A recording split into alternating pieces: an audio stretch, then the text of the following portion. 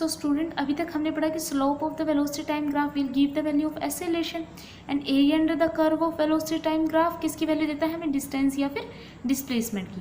अब स्लोप को मैंने आपको 0 यूनिट में भी बताया था, फिर भी हम दोबारा रिवाइज कर देते हैं कि स्लोप को हम एम से डोनेट करते हैं, किसके इक्वल होता था, टेंजेंट थीटा के। और टेंजेंट थीटा हमें पता है परपेंडिकुलर डिवाइडेड बाय बेस के इक्वल होता है। पहली बात तो स्लोप ऑफ द कर्व होता क्या है, हम क्या करते हैं, हमारी किसी भी कर्व के अलोंग उसकी परपेंडिकुलर डायरेक्शन में हम एक टेंजेंट ड्रॉ करते हैं, या फिर हम किसी भी कर्व के अलोंग एक परपेंडिकुलर ड्रॉ करते हैं जिसको हम उसका स्लोप ऑफ द कर्व बोलते हैं। Is that clear? तो इसकी वैल्यू क्या थी, टेंजेंट थीटा के बराबर थी। टेंजेंट थीटा हमें पता था ट्रिग्नोमेट्री में परपेंडिकुलर बाय बेस के इक्वल होगा। अब यहाँ पे परपेंडिकुलर डायरेक्शन में क्या है, वाई एक्सिस, एंड बेस में क्या है, एक्स एक्सिस। तो change in Y axis divide by change in X axis will also give us the value of the slope. Now we will discuss all this in detail and in practical application. What is the practical application of slope in our physics, and how we will determine the area under the curve of a graph. Now as we will note that the area under the curve or the area under the curve of velocity time graph will give the value of displacement or distance of accelerated motion. अब इसको हम एक example से समझते हैं।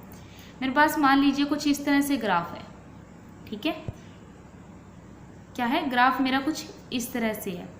तो कुछ initial velocity है, यहाँ से स्टार्ट हो रहा है, जीरो तो है नहीं हमारी इनिशियल वेलोसिटी, वाई एक्सिस पे वेलोसिटी है, एक्स एक्सिस पे टाइम है। तो यहाँ हमारे पास इनिशियल वेलोसिटी की वैल्यू हो गई, ये फाइनल वेलोसिटी की वैल्यू हो गई। ये हमारा कोई पर्टिकुलर टाइम हो गया जहाँ पे हमें फाइनल वेलोसिटी की वैल्यू मिल रही है। ये वैल्यू क्या है, यू के बराबर है। तो सिमिलरली ये वैल्यू भी क्या हो जाएगी, यू के बराबर हो जाएगी। और ये complete value will give us the value of the final velocity and this will give us the value of the time t, ठीक है। तो अब हमें एरिया अंडर द कर्व निकालना है, यानी कि कर्व मेरी ये है, इसके नीचे का एरिया निकालना है, एरिया अंडर द कर्व निकालना है। तो ये किसके फॉर्म में है हमारे पास, कर्व ट्रेपिज्म के फॉर्म में है। अब area of the trapezium OABD, ठीक है। अब हमें पता है एरिया ऑफ द ट्रेपिज्म किसके बराबर होता है, 1/2 sum of parallel sides plus sum of parallel sides multiply by distance between them. अब हमें पता है इस पैरेलल साइड का सम क्या हो जाएगा, OA plus BD multiply by distance between them is OD। Is that clear? अब OA क्या है, U की वैल्यू है, BD V है, और OD किसके बराबर है हमारे पास, टाइम के बराबर है। अब मुझे पता था कि एवरेज वेलोसिटी, लास्ट वीडियो में मैंने बताया था आपको, एवरेज वेलोसिटी क्या होगी, initial velocity plus final velocity divided by 2। तो ये क्या थी हमारे पास, एवरेज वेलोसिटी की वैल्यू हो गई, ये टाइम हो गया। अब मुझे पता है displacement, velocity is equals to displacement, velocity is equals to displacement over time, and displacement will be is equals to velocity into time. तो here this will give us the value of the displacement, ठीक है, या फिर distance travel by time t। Therefore area under the curve will give us the value of the displacement. एक और ध्यान रखिएगा, हम इस ट्रेपिज्म का एरिया इस तरह से निकाल सकते हैं कि हम रेक्टेंगल के एरिया और ट्रायंगल के एरिया के को सम कर दें।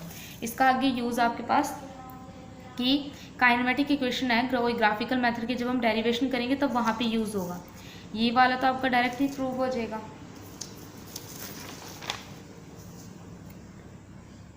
ये वाला तो आपको पिछले वाले मेथड से डायरेक्टली प्रूव हो जाएगा कि tangent theta is equal to perpendicular by में base, now BC divided by AC, ठीक है। एसिलेशन यहाँ से स्लोप ऑफ BT, एसिलेशन की वैल्यू आ जाएगी, and we know that BC is equals to BD minus के CD, and AC is equals to OD। Now the acceleration will be is equals to BD minus CD, यहाँ से value put कर दी इसमें, divided by OD। Is that clear?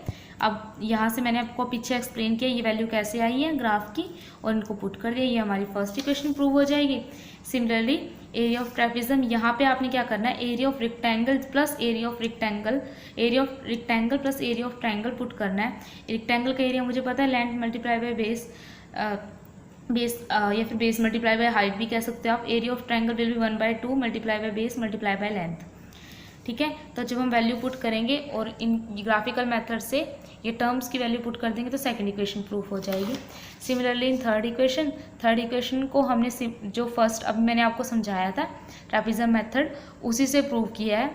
आप इसको देखिए, समझिए, और कोई भी डाउट हो तो आप मुझसे पूछ सकते हो। Thank you.